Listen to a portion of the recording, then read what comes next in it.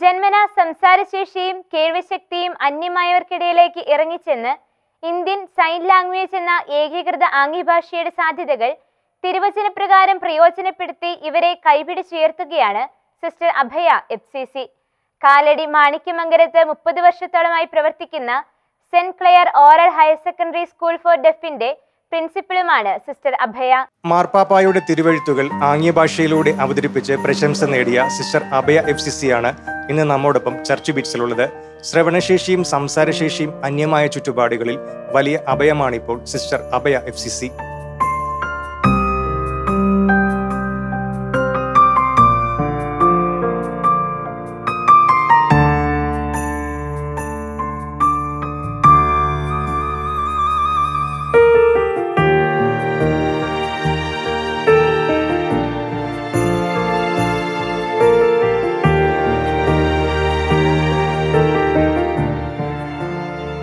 ശബ്ദമില്ലാത്ത പ്രതീക്ഷയറ്റവരുടെ ലോകത്ത് വലിയ അഭയമായി മാറി മഴവില്ലഴക് തെളിയിക്കുന്ന Franciscan Clarist കോൺഗ്രിഗേഷനിലെ സന്യാസിനിയാണ് Reverend sister Abhaya FCC. കഴിഞ്ഞ 30 വർഷം കൊണ്ട് ശബ്ദമില്ലാത്തവരുടെ ലോകത്തെ എല്ലാമായി അവരിൽ ഒരാളായി മാറിക്കഴിഞ്ഞിരിക്കുന്ന സിസ്റ്റർ അഭയ FCC ഇന്ത്യയിലെ പല ഭാഗങ്ങളിൽ നിന്നെത്തിയ അനേകം ബധിരമൂകരായ കുട്ടികൾക്ക് ശബ്ദമായും പുഞ്ചിരിയായും പ്രതീക്ഷ പകരുന്ന സ്നേഹനിധിയായ സിസ്റ്റർ അമ്മ കൂടിയാണ്.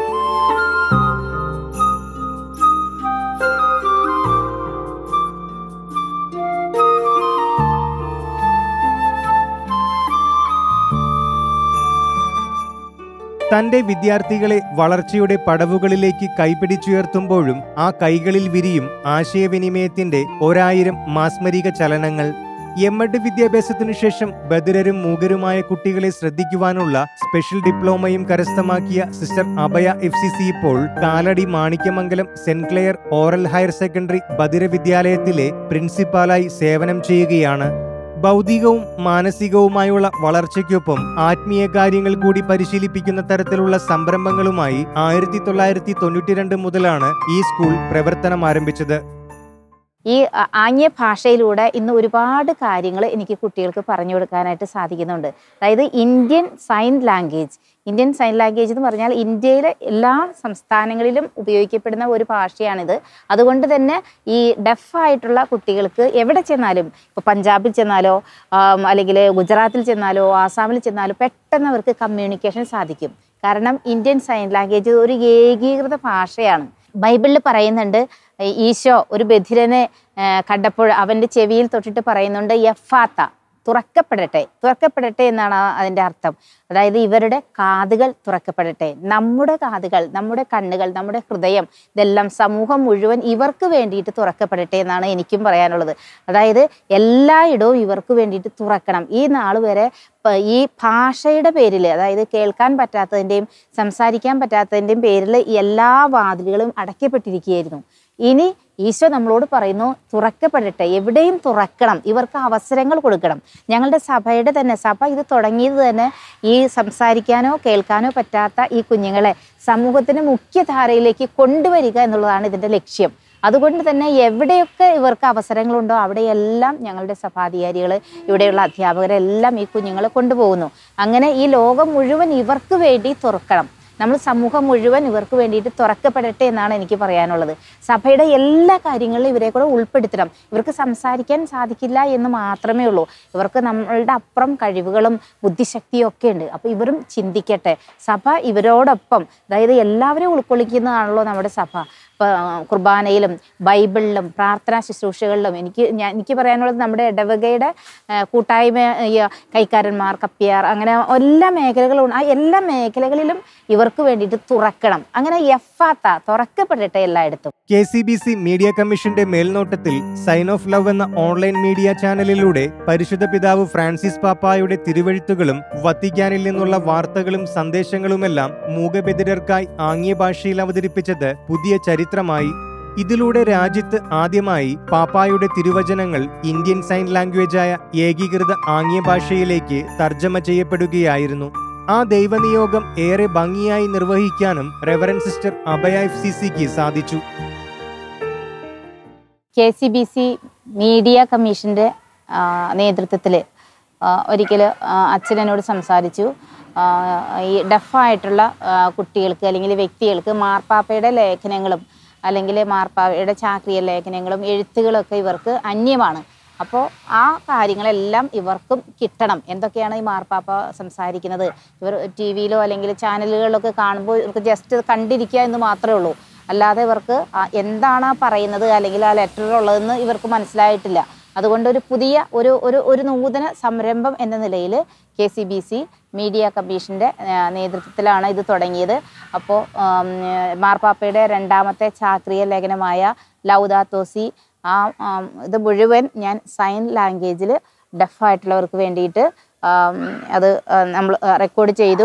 ധാരാളം പേർക്കത് ഉപയോഗപ്പെട്ടു. അവർ ആദ്യമായിട്ടാണ് അവരിങ്ങനെ ഈ മാർപ്പാപ്പയുടെ ഈ ലേഖനം എന്താണെന്നും ഈ ലേഖനത്തിൻ്റെ ഉള്ളിൽ എന്തൊക്കെയാണ് അടങ്ങിയിരിക്കുന്നതെന്നും ഈ ആംഗ്യ ഭാഷയിലൂടെ കിട്ടിയപ്പോഴാണ് അവർക്ക് വലിയൊരു സന്തോഷമായി. ഇനിയും ഇതുപോലുള്ള പരിപാടികൾ ഇവർക്ക് വേണ്ടിയിട്ട് തുടങ്ങണം. അങ്ങനെ പലരും കമൻ്റ് ഇട്ട് എന്നോട് സംസാരിച്ചു. അപ്പോൾ ഈ ലേഖനങ്ങളും അതുപോലെ തന്നെ വാർത്തകളും ഈ ആംഗ്യ ഭാഷയിൽ കൂടെ ആക്കിയാൽ ഇതുപോലെയുള്ള നമ്മുടെ ഈ ബധിര സമൂഹത്തിന് അത് വളരെ ഉപകാരപ്രദമായിരിക്കും. ഒന്നും കേൾക്കാനും സംസാരിക്കാനും സാധിക്കാത്തവർ നീതിക്കു വേണ്ടി കോടതി മുറികളെ സമീപിക്കുമ്പോൾ കാര്യങ്ങൾ വേണ്ട രീതിയിൽ അവിടെ അവതരിപ്പിക്കുവാൻ സാധിക്കുന്നില്ല എന്ന കാരണത്താൽ അർഹമായ നീതി പലപ്പോഴും ഇക്കൂട്ടർക്ക് അന്യമായി പോയിരുന്നു. ഇത്തരമൊരു അവസ്ഥയിൽ ആംഗ്യഭാഷയിലൂടെ കേൾക്കാത്തവരുടെയും സംസാരിക്കാത്തവരുടെയും ശബ്ദമാകുവാൻ സിസ്റ്റർ അഭയയ്ക്ക് സാധിക്കുന്നുണ്ട്.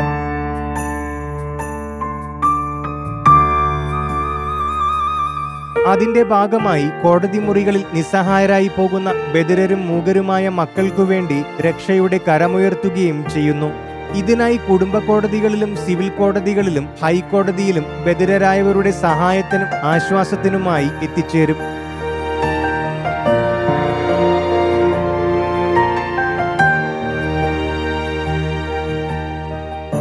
കൂടാതെ ഇത്തരത്തിലുള്ളവരുടെ വിവാഹ ജീവിതം ഭദ്രമാക്കുന്നതിനായി ആരംഭിച്ച പ്രീ മാരേജ് കോഴ്സിലും അനിഷേധ്യ സാന്നിധ്യമാണ് റെവറൻഡ് സിസ്റ്റർ അഭയ FCC.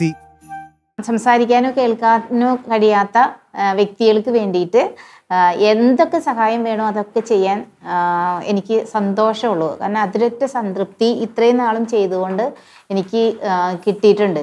അതായത് ഇപ്പോൾ എനിക്ക് പ്രധാനമായിട്ടും കോടതികളിലൊക്കെ പോകാൻ ഇവർക്ക് വേണ്ടിയിട്ട് വാദിക്കാൻ വേണ്ടിയിട്ടല്ല, ഇവർ പറയുന്ന ജഡ്ജി പറയുന്ന കാര്യങ്ങൾ ഇവർക്ക് പറഞ്ഞു കൊടുക്കാനും ഇവരുടെ മനസ്സിലുള്ള ആശയങ്ങൾ ജഡ്ജിക്ക് കൊടുക്കുവാനും വേണ്ടിയിട്ട് നടുവിലൊരു മീഡിയേറ്ററായിട്ട് നിൽക്കാനായിട്ട് കിട്ടിയ ഒരുപാട് സന്ദർഭങ്ങളുണ്ട്.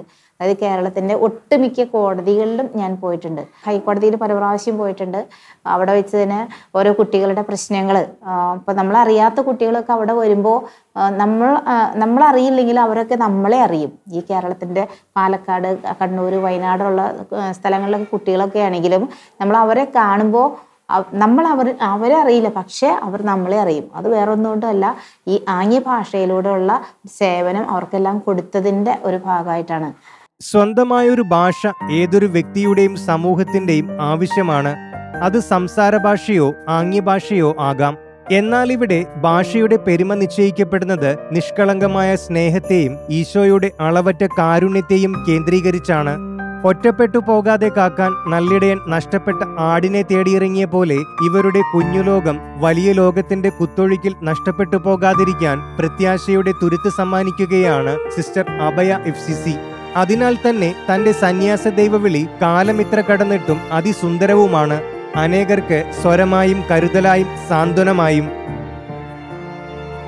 ഇന്ത്യൻ സൈൻ ലാംഗ്വേജിലൂടെ ആംഗ്യഭാഷയുടെ പ്രസക്തിയും മനോഹാരിതയും തന്റെ സമർപ്പിത ജീവിതത്തിലൂടെ ശുഭമാക്കുകയാണ് സിസ്റ്റർ അഭയ FCC. ഒറ്റപ്പെട്ട ചില വിഭാഗങ്ങൾക്ക് ഇത് വലിയ ആത്മവിശ്വാസവുമാണ് പകരുന്നത്. ക്യാമറമാൻ ടോബിനുമൊപ്പം റിജോ സേവിയർ, ഷിക്യാനൂസ്, കൊച്ചി.